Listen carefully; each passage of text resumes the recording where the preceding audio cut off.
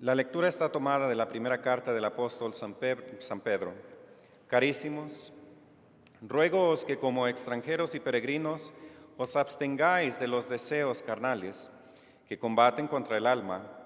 Observad buena conducta entre los gentiles para que así, como ahora murmuran de vosotros, como de malhechores, considerándoos por vuestras buenas obras, glorifiquen a Dios en el día que venga a visitarlos. Someteos pues a toda humana criatura por Dios, ya sea al rey como soberano que es, ya a los gobernadores como enviados por él para castigo de los malhechores y para alabanza de los buenos, porque esta es la voluntad de Dios, que haciendo bien hagáis enmudecer la ignorancia de los hombres imprudentes.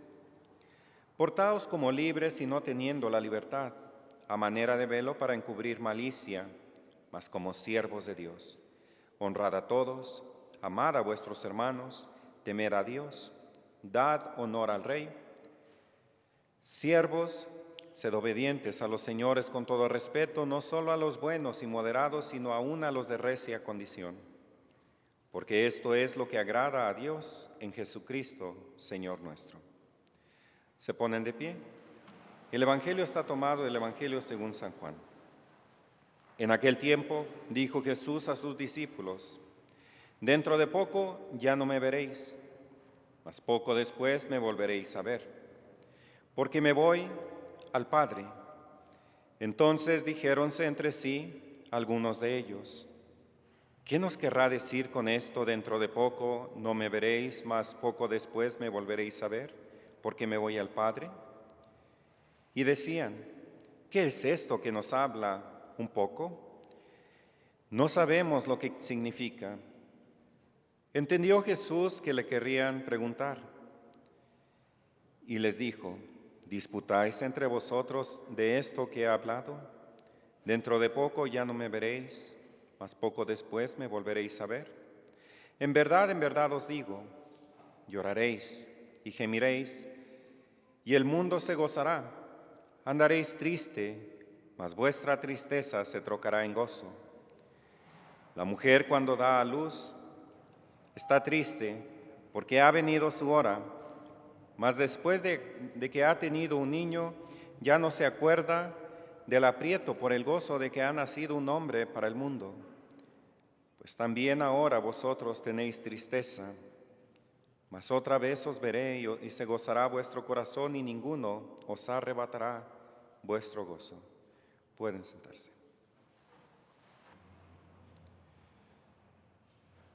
En el nombre del Padre, y del Hijo, y del Espíritu Santo. Amén. Como les decía en los anuncios, hoy la Iglesia conmemora la Jornada Mundial por las Vocaciones. Y en este día nuestra Santa Madre, la Iglesia, nos invita a meditar en esta realidad. La viña del Señor necesita trabajadores. La mies es mucha, los obreros pocos. Según las últimas estadísticas publicadas por la Oficina de Prensa de la Santa Sede y las estadísticas aquí en México publicadas por la Secretaría de Gobernación y por la INEGI, en el mundo hay 1.300 millones de católicos. Pero para esos 1.300 millones de católicos hay tan solo poco más de 400,000 sacerdotes para atender las necesidades pastorales, espirituales, sacramentales de todos esos católicos. En México, como nos lo recordaba y lo recordaba el nuncio apostólico de México a los obispos en una misa en la Basílica de Guadalupe, la situación es triste, desalentadora y alarmante.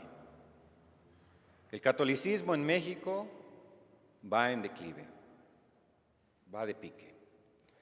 Y en los últimos 20 años, decía el nuncio, hemos perdido una cuarta parte de las ovejas católicas en este país. Una cuarta parte. De ser poco más de 100 millones de católicos, hoy tan solo quedamos 90 millones de católicos en este país. Mientras la población de México aumenta y asciende a más de 130 millones, los católicos siguen disminuyendo. Es triste, es una triste realidad, que para esos 90.2 millones de católicos en México, tan solo existen 17.500 sacerdotes para atender sus necesidades. Y de esos 17.500, muchos ya son ancianos, que ya no ejercen un ministerio completo, sino que solamente ofrecen servicios en alguna parroquia. Otros ya están jubilados y lo más triste es que muchos de ellos se concentran en las ciudades, dejando a la buena de Dios a los pobres que viven, o a los fieles que viven en comunidades rurales, donde no han tenido sacerdotes algunas parroquias por décadas y no tienen misa regularmente los domingos. De estas estadísticas vemos también que en México existen 17.700 seminaristas. Es el total en todo el país. Pero de esos 17.700 seminaristas, el 30 al 40% abandonará el seminario sin haber terminado. Y aquellos que lleguen a ser ordenados, el 1.2% abandonará su ministerio sacerdotal antes de los 5 años cumplidos de ordenado. Muchos abandonan el sacerdocio después por su infidelidad. Pero la situación es grave, tanto que ha llamado la atención de la Santa Sede. Es grave la situación en México. Pero si comparamos las cosas, el catolicismo ha ido de pique, mientras las sectas protestantes proliferan por todos lados y aumentan en número. Ahora el número de afiliados a las sectas protestantes asciende a más de 16 millones de mexicanos. Mientras que los católicos somos 90 millones con 17.500 sacerdotes, eso quiere decir que cada sacerdote le tocaría atender un promedio de 5.200 fieles. Los protestantes, que son 16 millones, tienen 745.000 ministros protestantes. Y en promedio les tocaría atender a 21 personas si se dividieran. Es una desproporción tremenda. Y lo más desalentador es que el número de ateos o aquellos que no tienen afiliación religiosa o algún credo sigue aumentando. En México asciende al casi 10 millones de mexicanos. Alarmante la situación de la Iglesia en México. Y por ello debemos nosotros preguntarnos aquella pregunta que le hiciera el Señor a los apóstoles. Cuando venga el Hijo del Hombre, ¿encontrará fe sobre la tierra? Esa pregunta deberíamos hacerla todos los sacerdotes, obispos, ministros, católicos en la Iglesia, en México. Cuando venga el Hijo del Hombre, ¿encontrará fe en México? Esa es la pregunta que debemos contestar. La obra que realizara nuestro Señor y entregara a los apóstoles de establecer su iglesia y de dar la misión, la gran comisión a los apóstoles, de ir por todo el mundo y hacer discípulos de todas las naciones. Esa obra la entrega a los apóstoles con la misión de evangelizar todo el mundo. Y a lo largo de 2000 años la Iglesia ha cumplido fielmente esa misión. Primero los apóstoles, nuestro Señor, después los apóstoles, sus sucesores, y luego vinieron otros y otros y otros, hasta nuestros días. Ahora nos ha tocado a nosotros. Pero después de nosotros, ¿quién vendrá? Si cada día disminuye, cada año que pasa disminuye el número de vocaciones, y a su vez va disminuyendo el número de católicos. Nosotros, los ministros de la Iglesia, debemos verdaderamente ahora sí ponernos a trabajar.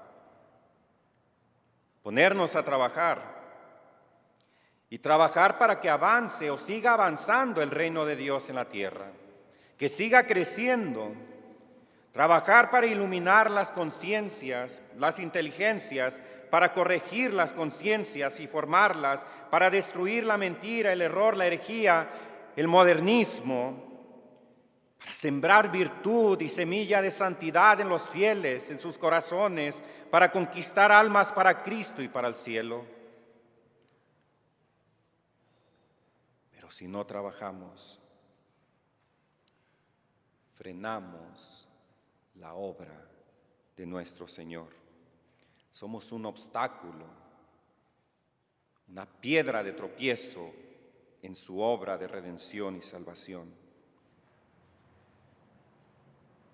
Muchos ya ni siquiera se preocupan por hacer misiones. Me platicaba un gran amigo hace poco que cuando estaba en la universidad aquí en Guadalajara había visto un artículo que había de estadísticas que había mandado hacer la masonería local, en el que decían que por cada año que en las parroquias no se dan las misiones cuaresmales, disminuye 2% la población católica. Los enemigos de la Iglesia nos tienen bien estudiados. Y en la mayoría de las parroquias no se dan misiones cuaresmales, no se dan retiros espirituales, no se da formación correcta, no se enseña la doctrina de la manera que debería enseñarse. Por eso se va apagando la fe en los corazones de muchos. La fe se extingue. En los países conquistados con tanto esfuerzo, sacrificio, sudor, trabajos por los misioneros del pasado, como por ejemplo aquí en México, tantos misioneros que fueron enviados por España, que se sacrificaron, que recorrieron el país de norte a sur, llevando el mensaje del Evangelio para ganar estas tierras para Cristo. Ahora su trabajo muchos lo están echando por la borda. Porque no trabajamos los ministros de Cristo y su iglesia, se están paganizando las costumbres cristianas. Los vicios se están haciendo más frecuentes y están haciendo estragos horribles en el pueblo. Y el infierno cada vez abre más y más su boca para recibir a la infinidad de almas que se están condenando. Porque no trabajamos como deberíamos. Cristo y su iglesia necesitan trabajadores para la viña. Necesitan trabajadores. Él escogió apóstoles a quienes envió por el mundo a predicar. Vayan y hagan discípulos de todas las naciones. Bautícenlos en el nombre del Padre, del Hijo y del Espíritu Santo y enséñenles todo lo que yo les he enseñado. La gran comisión de Cristo para la iglesia y para los ministros de la iglesia. Él no quiso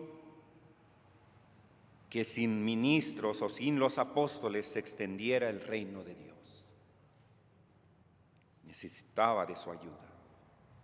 Pero Cristo y la iglesia no necesitan de cualquier trabajador. Para ser trabajador de Cristo en su viña, hay que ser valientes, astutos, diligentes, arriesgados, fieles.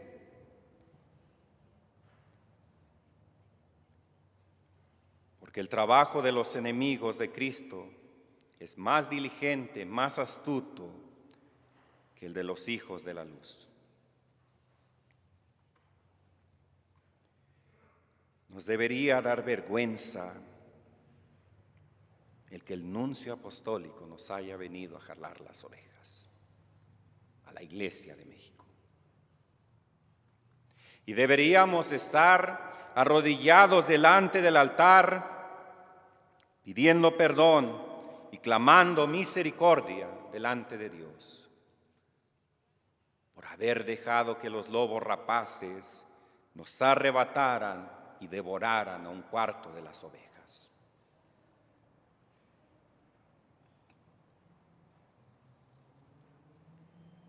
Nos ponen en ridículo los enemigos de Cristo, apóstoles de la mentira y siervos del infierno. Y hay que preguntarnos, hermanos,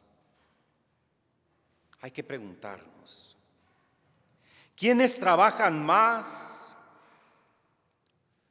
¿Los malos para corromper las conciencias o los buenos para moralizar la vida? ¿Quiénes trabajan más y se esfuerzan en las modas, en las lecturas, en las costumbres, en el cine? ¿Quiénes han trabajado y logrado más, los buenos o los malos?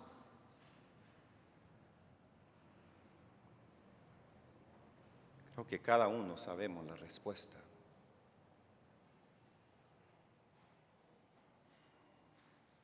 Cada año Netflix, Discovery Channel, Hollywood, todas esas empresas sacan películas o videos o documentales ofensivos a la fe cristiana. Y los católicos callados, enmudecidos, ni siquiera una protesta.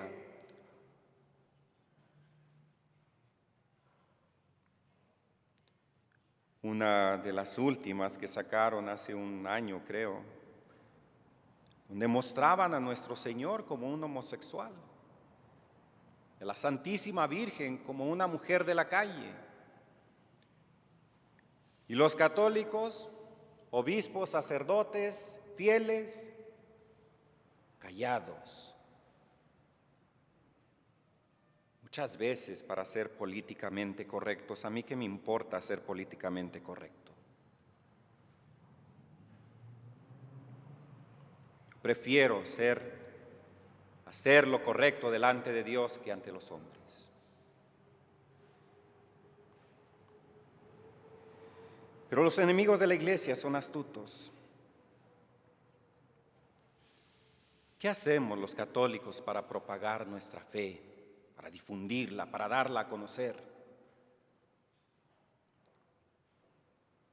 Los sectarios van de casa en casa, están en las plazas, ponen un puestecito, un stand con folletos, revistas. Muchas veces ni siquiera tienen que hacer algo, porque los mismos católicos ignorantes llegan y les dicen: yo quiero saber un poco más de Dios.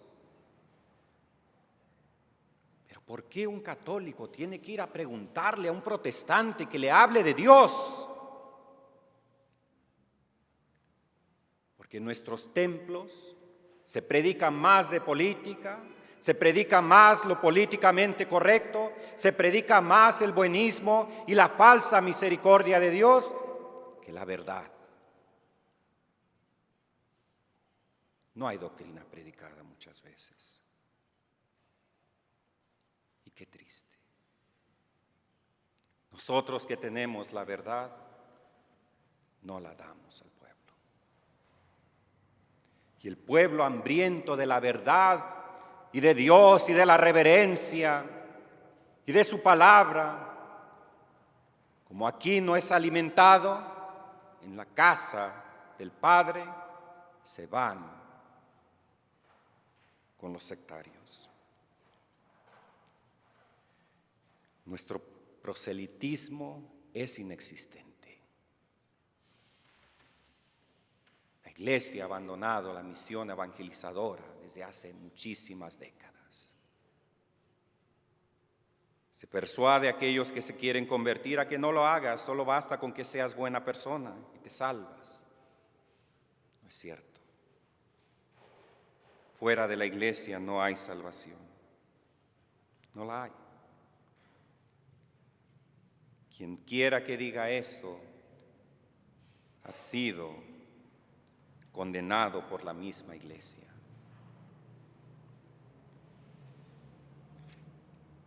Los católicos no somos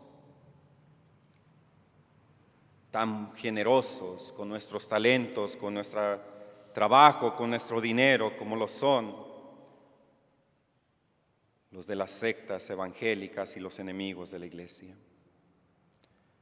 Su misión es destruirnos y lo están logrando por la pasividad del pueblo católico y de los pastores. En la convicción y en la profesión de nuestra fe, ¿somos tan firmes y atrevidos como los protestantes y los enemigos de la Iglesia? No. En todo nos ganan.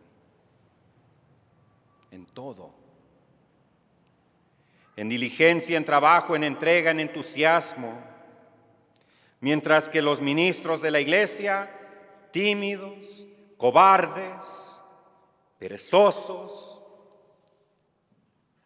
los lobos rapaces andan hambrientos y haciendo de las suyas con el pueblo.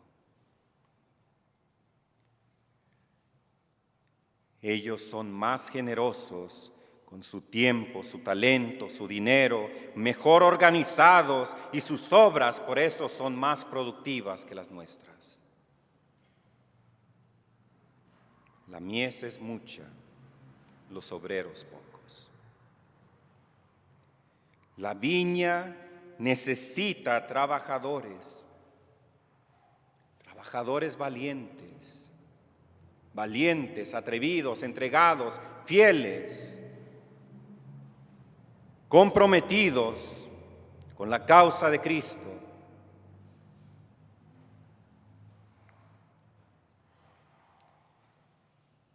El Papa San Juan Pablo II, nuestro santo fundador, solía repetir estas palabras a los jóvenes y aquí en México lo dijo muchas veces.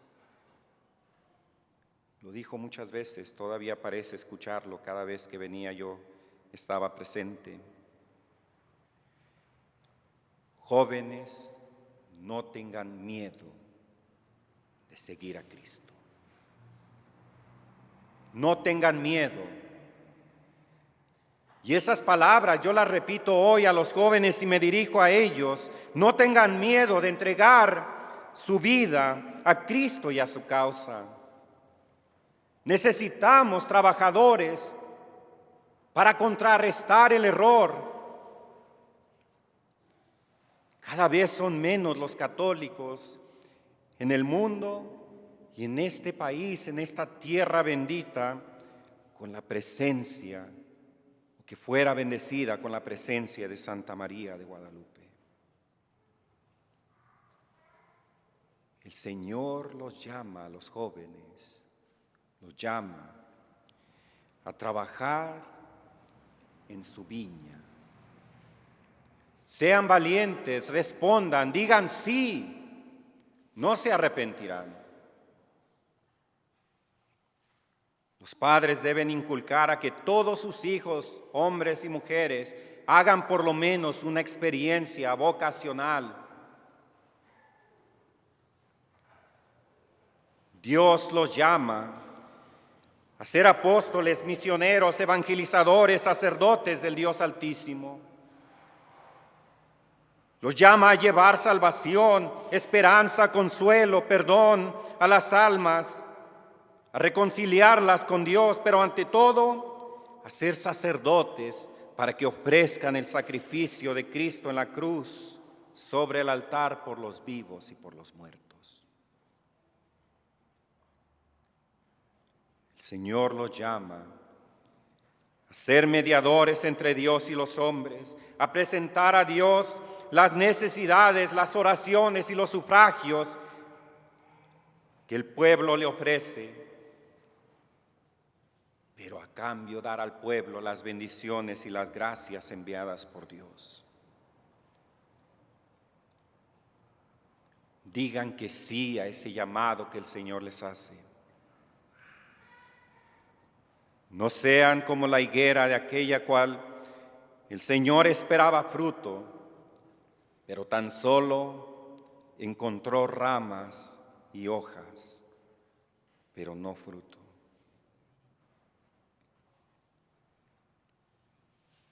Pregúntate, cuando venga el Hijo del Hombre, ¿encontrará fe en México? Y tú, joven que escuchas este sermón dirigido a ti, puedes decirle: sí, Señor, encontrarás fe. Porque yo no permitiré que la fe se apague en los corazones de los mexicanos. Tienes una oportunidad para hacer tanto bien a la iglesia y al mundo. Aprovéchala.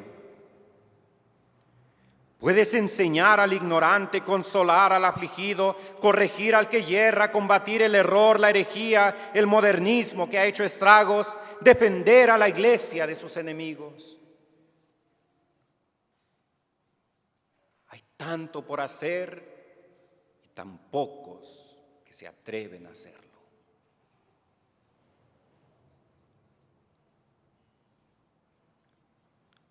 Tú tienes la respuesta a las preguntas del Señor. ¿Encontrará fe en México cuando Él vuelva? Yo hago mi parte. Mis hermanos sacerdotes están haciendo la suya. Pero ¿y ustedes que son llamados también al ministerio? ¿Qué están haciendo? Terminemos con esta oración para pedir la gracia de tener más vocaciones en la iglesia y en especial para la fraternidad sacerdotal de San Pedro. Oh Jesús, pastor eterno de las almas, dígnate mirar con ojos de misericordia a esta porción de tu grey amada.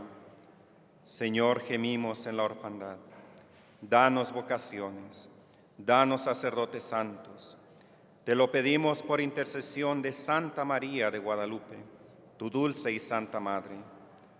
Oh Jesús, danos sacerdotes según tu corazón. En el nombre del Padre, y del Hijo, y del Espíritu Santo. Amén.